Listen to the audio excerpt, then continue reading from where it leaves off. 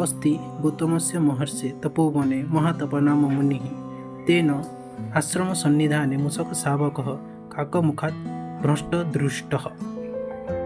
ततः स स्वभाव दया आत्मना तेन मुनिना निवारकणे संवर्धितः। ततो बिडाल तं मूषिकं खादितुं तम् अवलोक्य मूषक तस्य मुनेः क्रोडप्रवेशे।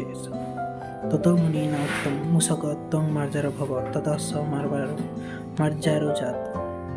पश्चात् स बिडाल कुक्कुरदुष्टं विधायते। ततो मुनिना उक्तं कुक्कुरात् बिभेते त्वम् एव कुक्कुरो भव। तदा स कुक्कुरोज्जातः।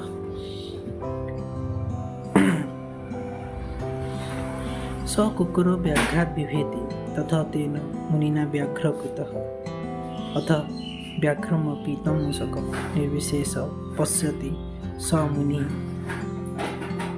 अथं तं मुनिव्याघ्रं च दृष्ट्वा सर्वे वदन्ति अनेन मुनिना मूषकव्याघ्रता नीतः।